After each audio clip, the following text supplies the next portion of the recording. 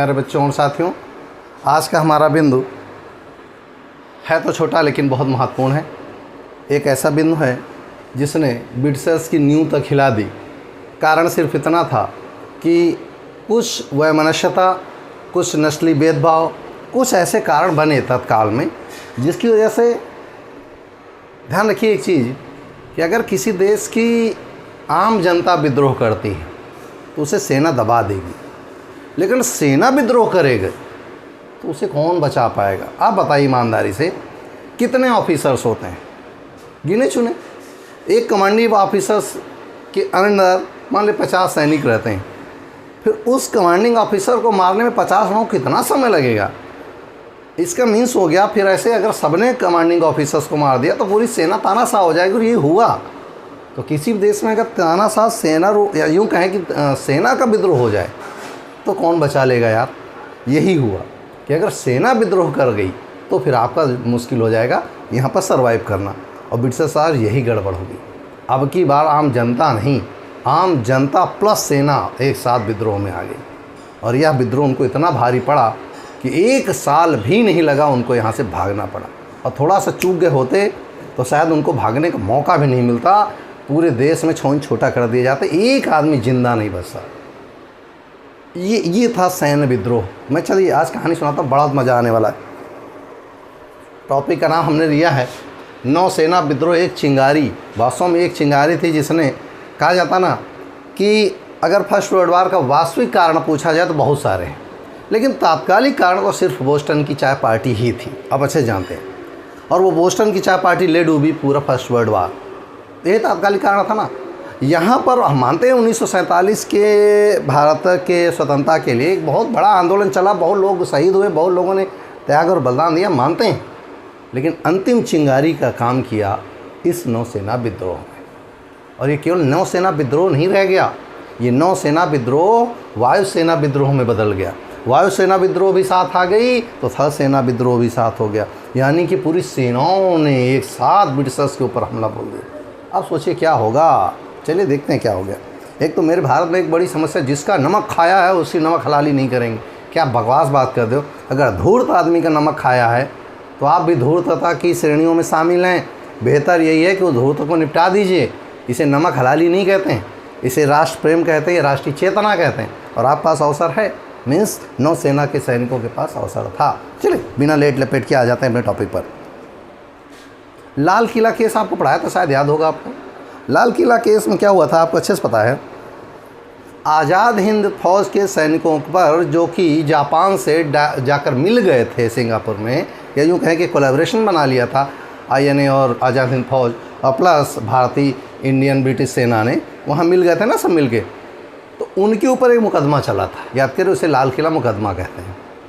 ठीक, उस मुकदमे से अन्य सैनिकों को एक प्रोत्साहन मिलता है कि अगर वे लोग अपनी बात रखकर अपने को बचा सकते हैं तो हमारे साथ हो रही इन विसंगतियों पर भी हमें आवाज़ उठानी चाहिए।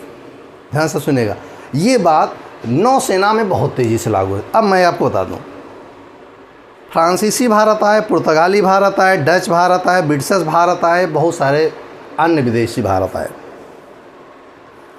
ऐसा कौन सा कारण था कि ब्रिटिशर्स यहाँ सर्वाइव कर पाए, बाकी चले गए?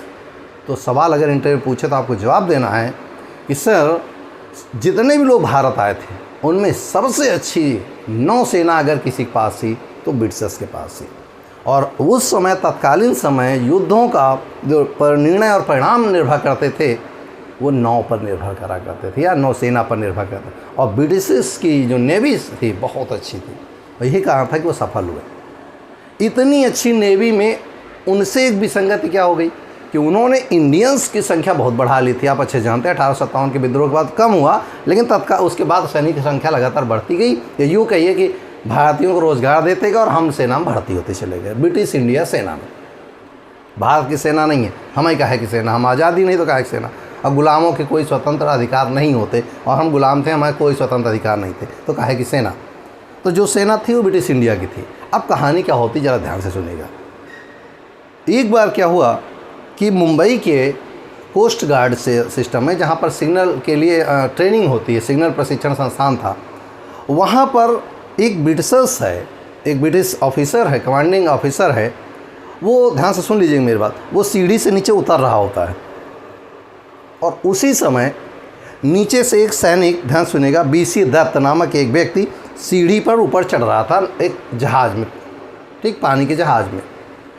तो जब वो ब्रिटिशर्स, वो ऊपर से नीचे उतर रहा है, ये नीचे से ऊपर जा रहा है, बीच में दोनों एक दूसरे से आंखें मिलती हैं। आंखें माने ऊपर, क्योंकि हम तो चढ़ रहे हैं तो हम ऊपर ही देखेंगे और ऊपर वाले को नीचे देखना है, ध्यान सुनिएगा।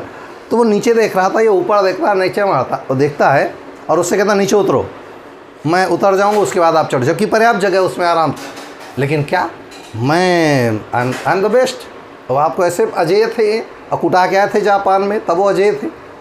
तो इन्होंने ऐसे लात मार दी और वो सैनिक नीचे गिर पड़ा। उसका नाम था बीसी दत्त, ध्यान से सुन लीजिएगा। और ये चीज़ नीचे खड़े, क्योंकि बीसी दत्त एक नाविक था, नाविक मीन्स उसी सेना का एक, सही शब्द में कहते हैं, वो भी एक सोल्जर था। तो नीचे उसके बहुत सारे मित्र खड़े देख रहे, ध्यान सुन लेना मेरी बात, वो बहुत सारे मित्र खड़े हुए देख रहे थे।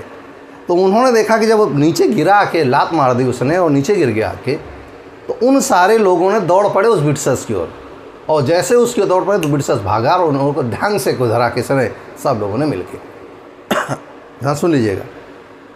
ये तो एक तत्काल छोटा सा कारण था। बेसिक में तो आज़ाद हिंद फौज के सिपाहियों के साथ जो आपने दुर्व्यवहार किया था, कईयों को आपने फांसी चढ़ा दी, कहीं वो भावना भरी थी सैनिकों के अंदर, नंबर 1। नंबर 2, जब खाना परस हो जाता था, ये पहली घटना होगी। दूसरी घटना देखिए, क्या कारण थे कि नौसेना विद्रोह, अच्छा अकारण कोई चीज़ नहीं हो जाती और एकदम से नहीं हो जाती उसके पीछे एक बहुत बड़ी पृष्ठभूमि होती है। वही पृष्ठभूमि देखिए, होता क्या है कि जब खाना मेस में बनता है, भाई एक बार कोई जहाज़ में चढ़ जाता है और वो जा रहा है, मान लीजिए ब्रिटेन जा रहा है, पुर्तगाल जा रहा है, फ्रांस जा रहा है, जर्मनी जा रहा है, कहीं भी जा रहा है, और यातायात के माध्यम से वो अपना व्यापार कर रहे हैं। उनका व्यापार दुष्टों का काम ही था, यहाँ से सामान ले जाना, बेचना और इनकम कमाना, और हम केवल उनके लिए एक मीन्स थे, मीन्स माध्यम थे और कुछ नहीं। तो जब खाना मेस में बना करता तो 2 प्रकार का खाना बनता था। एक खाना ब्रिटिश सैनिकों के लिए और ब्रिटिश ऑफिसर्स के लिए, और दूसरा खाना बनता था इंडियंस के लिए। और इंडियंस के लिए जो खाना बनता था, उसकी एक कहीं रिपोर्टाज लिखी है किसी ने, उसमें लिखा है कि बिना खौलाए कल का उबला चावल वो पानी में धोकर और बांट दिया जाता था। नंबर 1, रोटियां शायद ही कभी हाथों से आटा माड़ कर दी गई हों, पैर से माड़ी जाती थी। नंबर 2, कितना अजीब विडम्बना, देखिए, ये मैं नहीं कह रहा हूँ, रिपोर्टाज में लिखा है। अगला देखिए, जब खाना परोसा जाता था तो ऐसे खाना परोसते थे जैसे कुत्तों को खाना डाल रहे हो।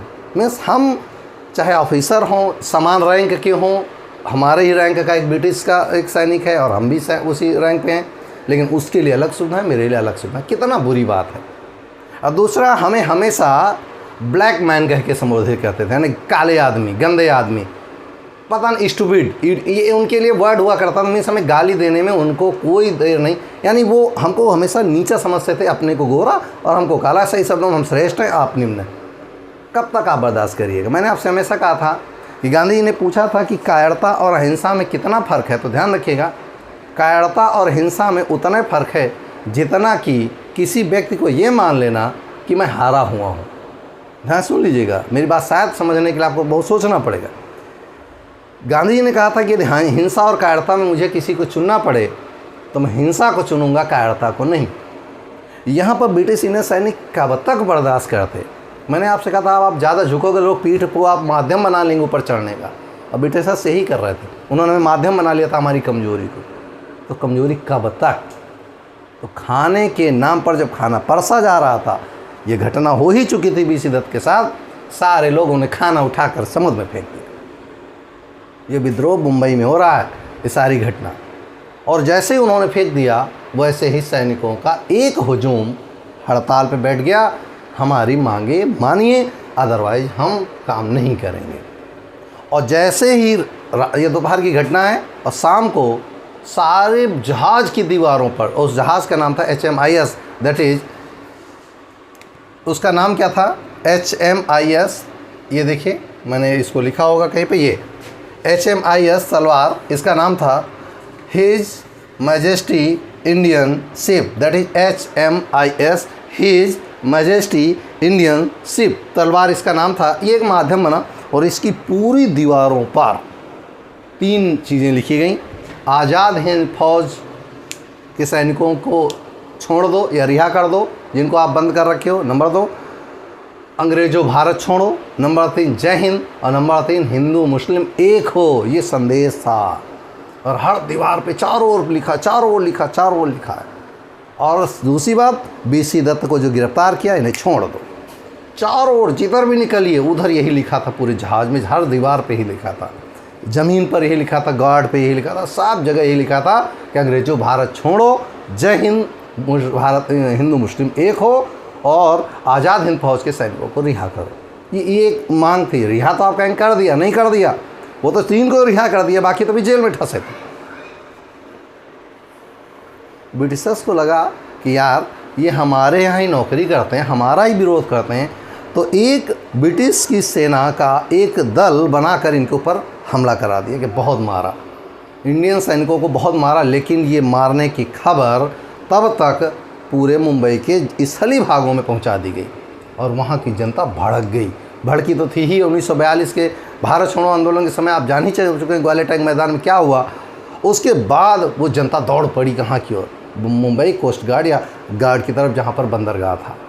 नंबर 1, वो जो सैनिक और अधिकारी थे जो इंडियंस, उन्हें रेटिंग्स कहा जाता था, यानी हम जो काम करते थे उनके अंतर्गत हमें रेटिंग्स कहा जाता था।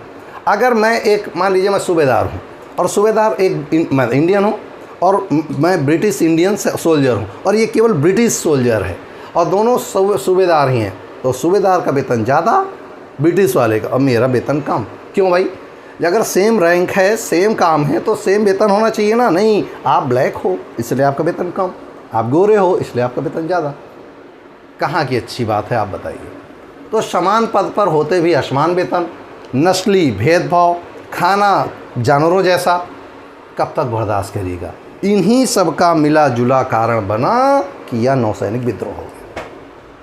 ध्यान सुनिएगा, यह नौसैनिक विद्रोह होता है और यह चिंगारी तुरंत ही जितने बंदरगाह बड़े थे, चाहे वो कराची हो, चाहे मद्रास हो, चाहे वो कोलकाता हो, यही बड़े बंदरगाह थे, सब तक ये बात तुरंत पहुंच गई और सब जगह इकट्ठा आंदोलन हुआ। और घटना क्या है? 17 फरवरी 1946। ध्यान सुनेंगे, 18 फरवरी 1946 को, केवल एक हफ्ते, 18 को होता है और 25, 23, 24 को ख़त्म हो जाता है। इतने में ही पूरा आंदोलन हुआ और समाप्त हो गया। लेकिन भारत को आज़ादी की एक इबारत लिख के चला गया। क्या होता देखिए, 18 फरवरी की घटना होती और 19 फरवरी को कराची बंदरगाह में विद्रोह कर देते सैनिक, 20 फरवरी को कोलकाता में और 21 फरवरी को मद्रास में चारों ओर सैनिकों ने, नौसेना ने विद्रोह कर दिया। अब नौसेना ने विद्रोह कर दिया तो उनके सबॉर्डिनेट के रूप में वायुसेना थी और उनके साथ भी यही हो रहा था जो भारतीय थे। नौसेना के साथ वायुसेना भी आकर मिल गई और उन्होंने विद्रोह। अब देखिए, मैंने आपसे कहा था अगर आम जनता करेगी तो आप दबा ले जाओगे, सेना ने विद्रोह किया तो आपकी क्षमता नहीं, क्योंकि वो मार डालेंगे आपको। इस प्रकार ये विद्रोह पूरे भारत में फैल गया। और ज़रा मैप में देख लें अगर इस विद्रोह को फैलने का प्रक्रम, यहाँ से शुरू होता है मुंबई से, इसके बाद होता है कराची में, कराची इस समय पाकिस्तान है, कराची भारत वाला होगा, फिर होता है कोलकाता में, फिर होता है मद्रास में। इस प्रकार ये पूरा देखिए, गौर से देखिए तो पूरा एक ट्रायंगल पूरा कर लेता है।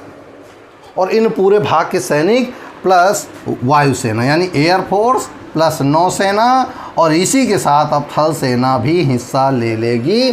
कुल मिला के पूरे भारतीय सैनिकों ने एक साथ विद्रोह कर दिया। अब ब्रिटिशर्स की नींव हिल गई, क्योंकि एक जगह दबा लेते, 2 जगह दबा लेते, लेकिन अब पूरे भारत के सैनिक विद्रोह में आ गए। अब क्या करोगे? और मैं आपको एक चीज़ बता दूं, कांग्रेस ने कान में बहुत बड़ी बड़ी रुई ठांस रखी थी। उनको ये सैनिक विद्रोह दिखा नहीं, क्योंकि तात्कालिक और तुरंत था। और कांग्रेस को लंबे लंबे आंदोलन का बड़ा तजुर्बा था, तात्कालिक अनुभव नहीं था बिल्कुल, क्योंकि इनमें से कोई 1857 के विद्रोह के समय नहीं रहा होगा।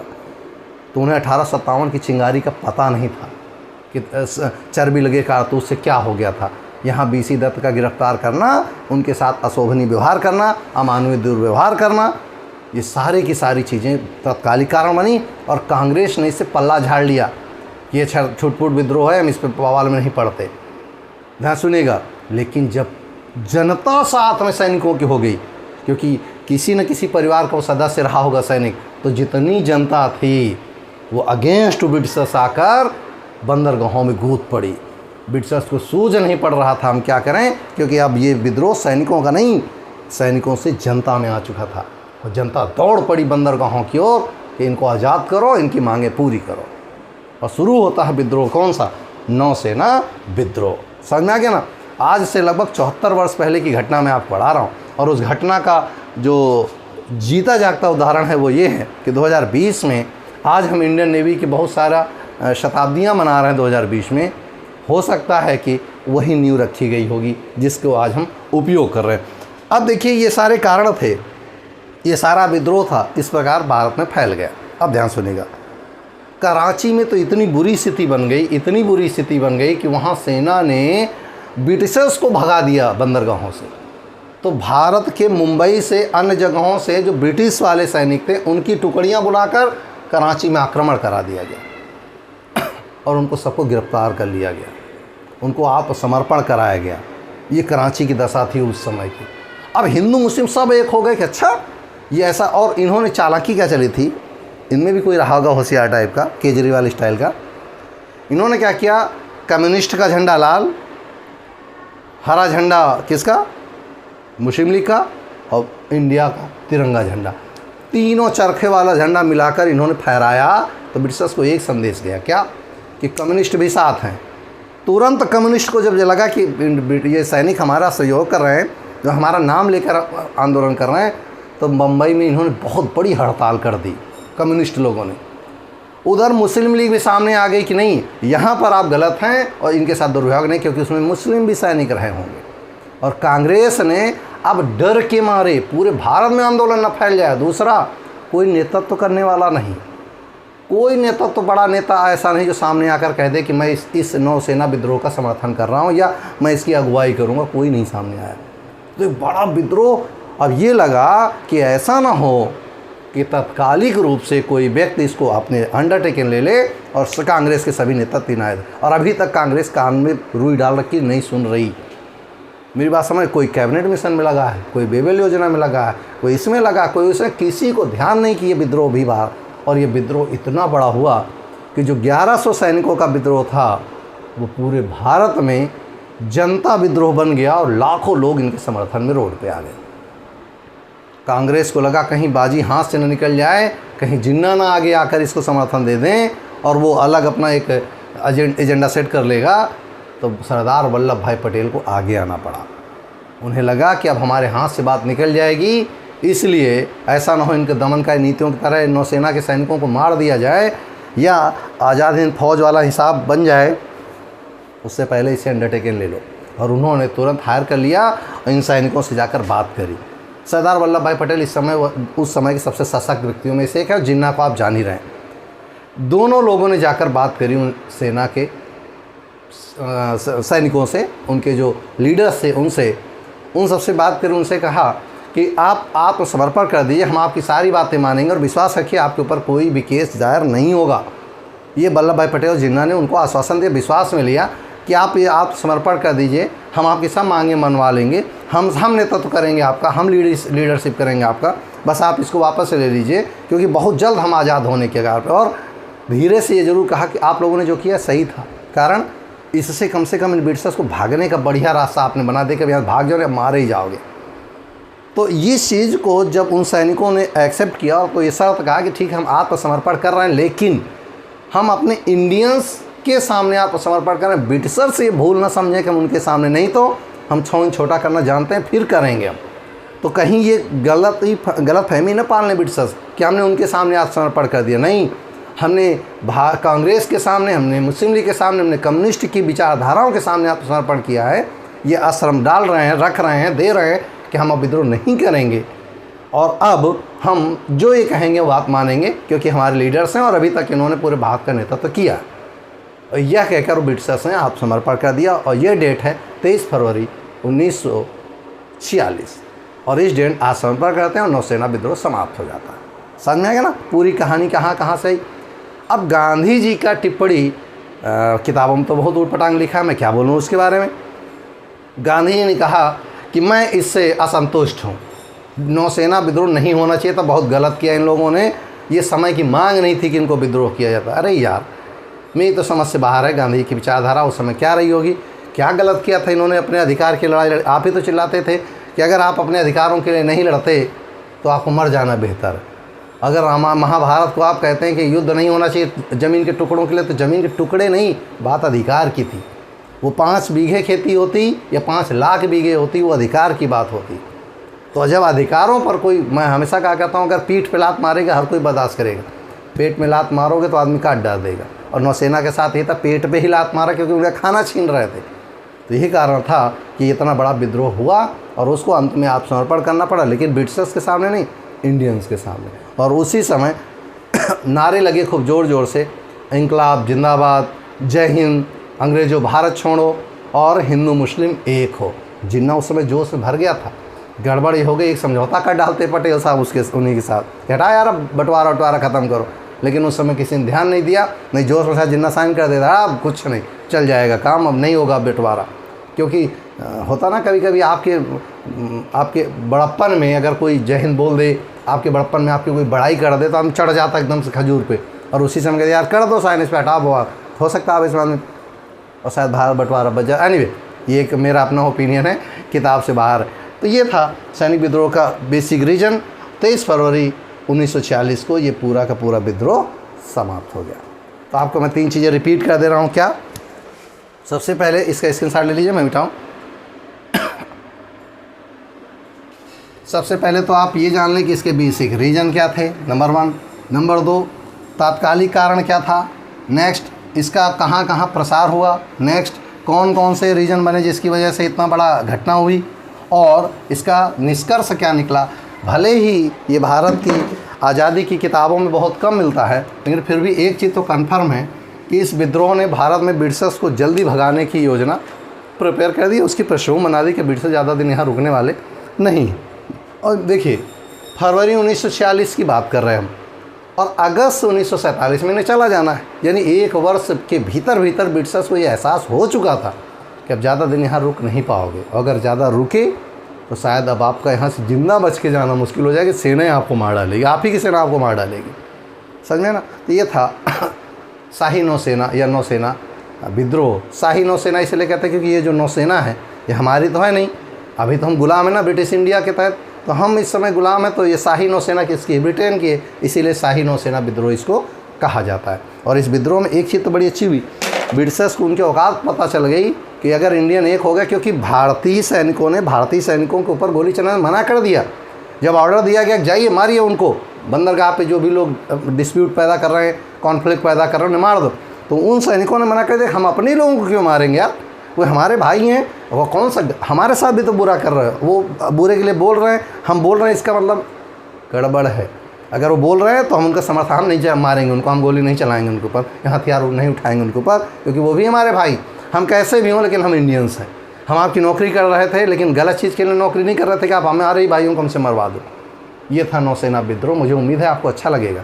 इससे नोट्स बनाइएगा, तैयार कर लीजिएगा, भविष्य में आने वाली परीक्षाओं में पक्का इससे सवाल पूछे जाते हैं। ठीक, तात्कालिक कारण, दीर्घकालिक कारण, वास्तविक कारण, और इसका प्रभाव क्या पड़ा उस समय राजनीतिक परिप्रेक्ष्य में, और उसका निष्कर्ष क्या निकला। तो ये था आज का टॉपिक, नौसेना विद्रोह। मिलते हैं नेक्स्ट वीडियो में नई उम्मीद के साथ, नए जोश के साथ। सर शायद आशीष सर कल से क्लासेस ओपन कर रहे हैं, तो अपना आशीष सर से बात कर लीजिएगा, काउंसलिंग के लिए जैसा हो आशीष सर से आप बात कर लीजिएगा। मिलते हैं नेक्स्ट वीडियो में नई उम्मीद के साथ, नए जोश के साथ। फिलहाल आज इतना ही। जय हिंद।